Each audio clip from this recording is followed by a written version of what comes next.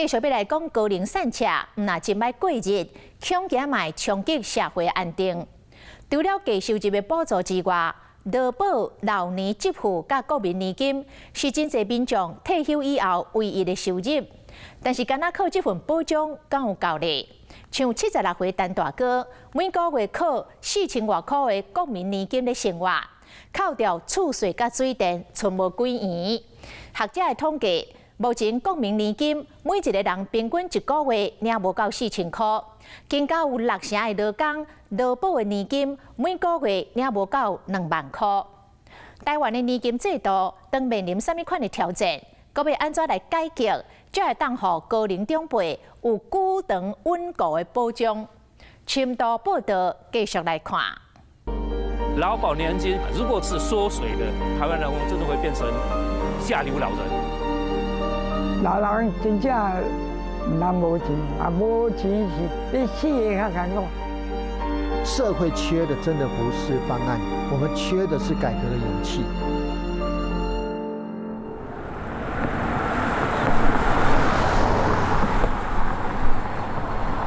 透早落绵绵的雨，汤市大园区沙仑里里长游素珠行甲真紧，一心顾念真久无看老厝边。我们现在在我们大园区沙仑里19林的眷村，来找一位独居的老阿嬷。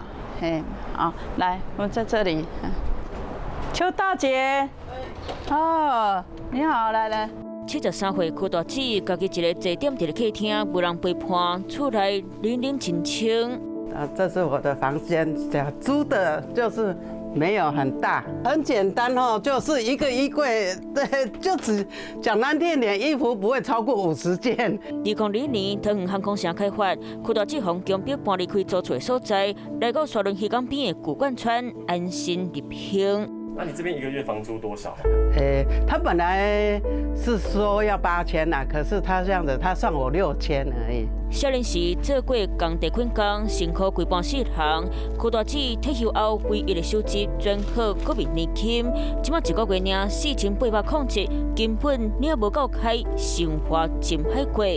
我的冰箱就这样，很简单。而我早餐就是2个蛋。 你看，这个都是人家送的，这个是我那个关怀协会，不是那个他送的菜，哦，还有那个这也是关怀协会那些送的菜，我就靠国民年金呐。我儿子他自己哦也没有很好过啊，所以我也不敢一直伸手啊，对不对？啊，我们能过就过了。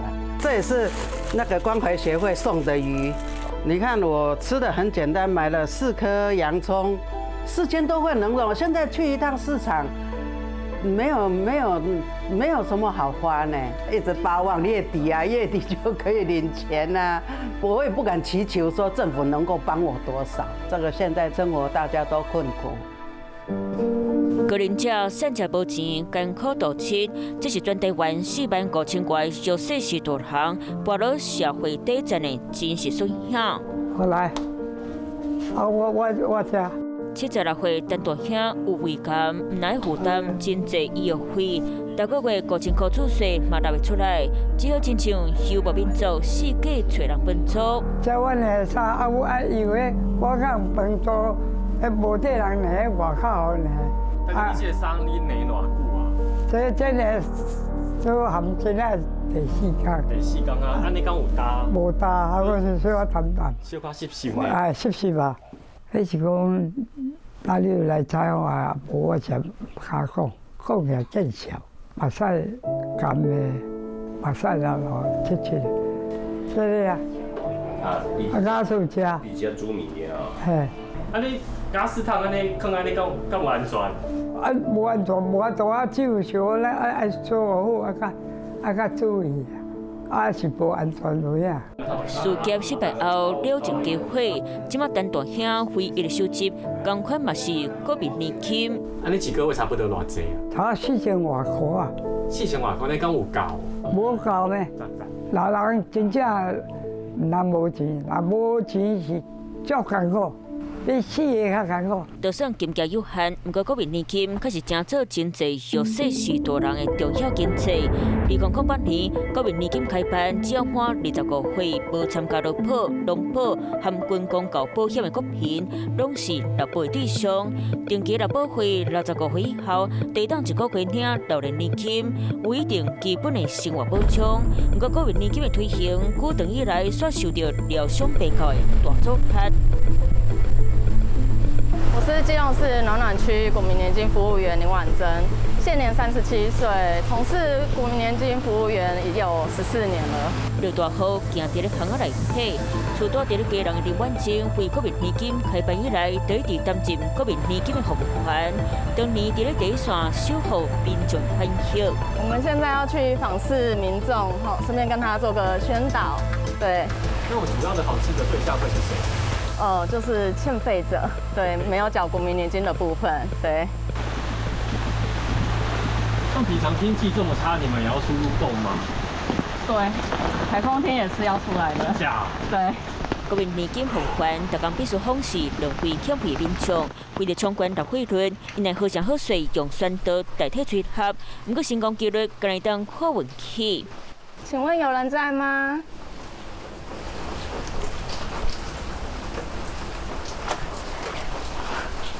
似乎没有人在。第一站访视失败，采用小组对国民年金服务员继续前进。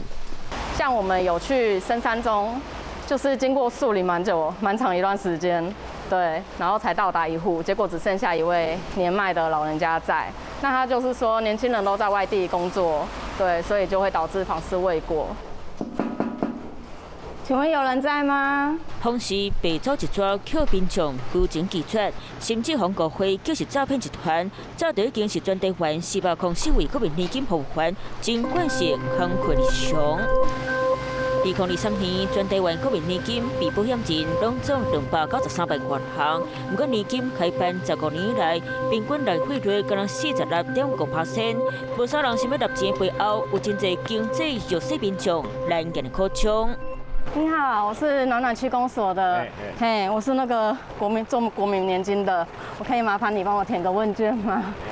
那是什么原因没有缴？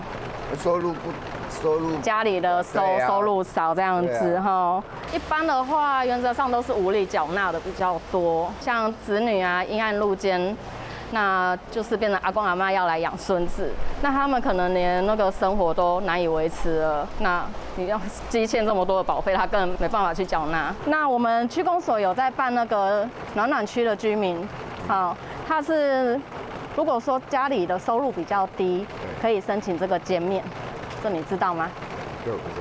我以前有办过低收入户啦。嘿，但是这个不是低收入户。我知道，对对对。劳保局捌统计，民众欠钱的主要原因，有尾一半是经济困难，无济着合。咱实际走访区内的第一线，发现另外一大主因是对现在保障的无信心。现在经济那么差，对不对？嘿啊，你这边也缴，那边也缴，对啊，压力会相对的会更大。可是你要想，你现在缴，以后币会贬值。对啊，那你想你回来的跟你现在缴的会成正比吗？或许是不太可能。国民年金要如何让高龄者有更多保障，佮面对倒一寡挑战？2019年、2020年，中央大学财务工程和精算数学系副教授张志凯，我两摆替劳保局进行国民年金财务评估，透过一遍一遍精算，掀开复杂数字的底，国民年金表测的规矩。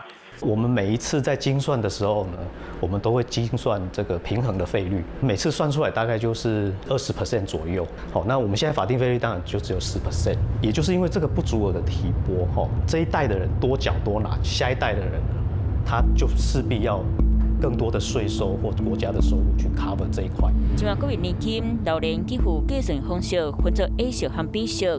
A 式除了依照投保年资计算，高保底加计金额3770起，以投保年资10年为例，每个月拢总会当清5050克。不过过去每个月保费敢若1000块左右，民众纳少领济，确实敢若靠保费收入，国民年金根本无法度应付。这个灰色这一条线就是国保基金的未来走向。到120几年之后，你会发现它就是开始下降了。所以教授，你的推估大概到149年的时候，政府假如只靠拨补，可能要补多少钱？对，这个是15000亿，等于是1兆亿，算兆的。国民年金财务评估报告显示，今晚国民年金、老年年金，每个月平均请的金额刚3764，保障偏低。更加残酷的是，囡仔生少嘛对国民年金财务稳定带来大冲击。学者推估，2009年国民年金会拄到财务大限制，那么赶紧走最近那对高龄者的生活无保障，嘛恐惊牺牲台湾后一代品牌。国外有的就转成 BC， 就是确定提拨制。确定提拨制就没有这个负债的精算负债的问题，你存多少就是多少。精算报告都跟你讲了，那个缺口是一直扩大的，必须承认你就是不足额提拨，再怎么做你就是会不足。那就勇敢的面对这个不足。那国民年金自新南坡港番牵涉危机的够德坡。